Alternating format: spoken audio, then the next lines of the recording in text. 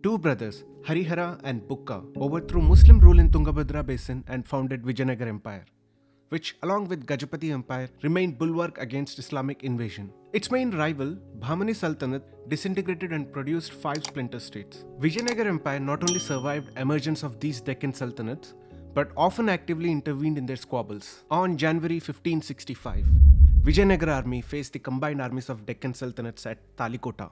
During the battle, Emperor Alya Ramaraya was captured and beheaded. In the ensuing chaos, his army lost its morale and retreated from the battlefield.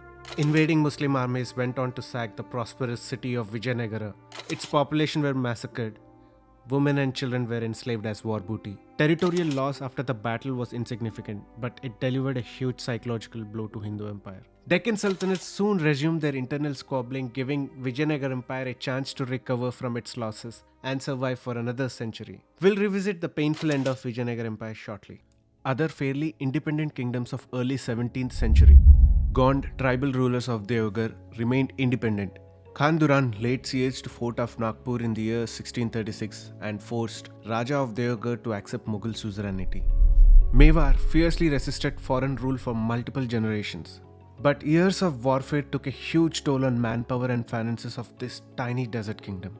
In the year 1614, Maharana Amar Singh I signed a peace treaty with Mughals, thus acknowledging nominal Mughal suzerainty. As per the treaty, Maharana agreed to send 1,000 horsemen to serve in the Mughal army. In the north, Ladakh remained independent with its capital at Leh. South of Ladakh, on Himalayan foothills, were three independent kingdoms of Sirmur, Gaharwal, and Kumaon. East of it lay three independent Hindu states with Kathmandu, Patan, and Badgaon as its capitals. Kingdom of Cooch Behar is situated on present-day western border of Assam. Sikkim included parts of present-day Nepal. Bhutan remained an independent state under the rule of Buddhist dynasty. Kingdom of Ahom with its capital at Gurgaon is located in Brahmaputra Valley. For centuries it remained independent, by even successfully resisting Mughal Empire's northeastern expansion. In the hilly region to the south of Ahom was the Kingdom of Kachari, with its capital at Maibong. Jaintia Kingdom lying in the hilly area with Jaintiapur as its capital. To its east was the Kingdom of Manipur. The Kingdom of Tripura was annexed by Mughals in 1618. Maharaja Kalyan Manikya took back its capital Udaipur and freed his kingdom from Mughal occupation. Europeans were another major political players on Indian subcontinent. Portuguese were the first to set up colonies. By early 1600s, their colonies consisted of these fortified coastal cities. English East India Company had factories at these locations. Dutch East Indies were the most influential naval power in Indian Ocean region. Their headquarters was located at Puliket. By taking advantage of terrain, Hindu states managed to survive in hilly regions, but Mughals remained absolute overlords of plains. Babur expanded his Afghan kingdom by defeating Delhi Sultan Ibrahim Lodi at the First Battle of Panipat. He followed up with another victory over the Grand Rajput alliance led by Rana Sanga at Khanwa, thus laying a strong foundation for Mughal Empire. Babur's successor Humayun was overthrown in 1540 by Sher Shah Suri. To save his life, Humayun flees with his pregnant wife Hamida Banu. He was given refuge by Rajput ruler Rana Prasad Rao at Amarkot, Sindh. On 15th October 1542, Humayun's wife gave birth to Akbar, much awaited heir to Mughal throne. Humayun took advantage of civil war in Sur Empire and re-established Mughal rule. Just a year later, 14-year-old Akbar succeeded to the Mughal throne. In the next 40 years, Akbar brought most of North India under his control and turned his attention down south. In 1572-73, Akbar annexed the Sultanate of Gujarat. In 1599, he annexed the Sultanate of Khandesh. Following year, the capital of Ahmednagar Sultanate fell and Bahadur Nizam Shah was taken prisoner. But Sultanate's generals rallied under the leadership of Malik Ambar, a former Abyssinian slave, and gave a strong resistance to Mughal occupation. In 1605, Jahangir ascended to the Mughal throne, but his fantasy of beheading Malik Ambar remained a fantasy. He failed to make any inroads into Deccan. Jahangir's successor Shah Jahan undertook expansion into Deccan with new zeal. In 1633, he captured the strategic fort of Daulatabad.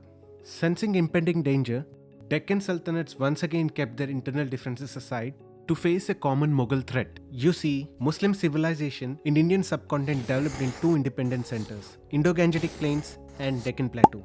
Mughals followed Sunni sect of Islam, while Deccan Sultans embraced Shia sect of Islam. Turks were the dominant ethnic elements among Mughals in both administration and military, with some assistance from Persians. Abyssinians were mere slaves guarding harems of Muslim nobility, while Indian Muslims found no place in government.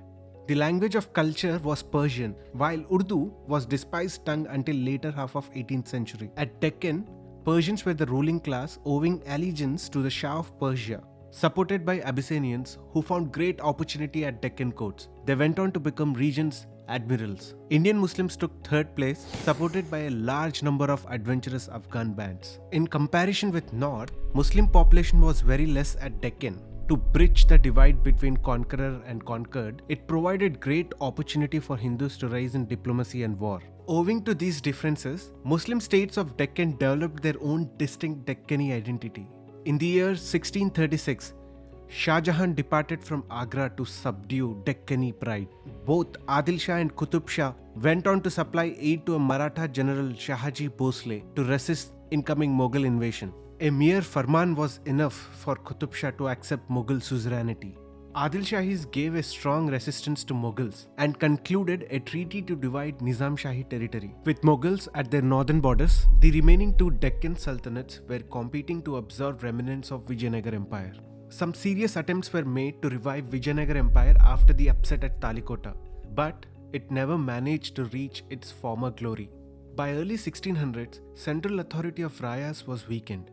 Regional governors called Nayakas of Jinji, Madura and Tanjore began to assert their independence. Commenting on this bizarre situation, historian Sir Jadunath Sarkar said, "Every one of them considered the decline of Hindu suzerain as golden opportunity for gaining complete freedom and enlarging his territory. For attainment of this noble ambition, they invited the arms of Muslim sovereigns of Bijapur and Golconda, dreaming that later would march back after overthrowing their former Hindu overlord." By 1650s, Sri Rangarayalu lost control over his last bastion, Vellore Fort. He died as emperor without an empire, and thus ended the glorious years of Vijayanagara Empire. Without the protection of strong Hindu state, complete Islamic conquest of Indian subcontinent seemed inevitable. But who knew Hindu civilization would stand another chance of revival?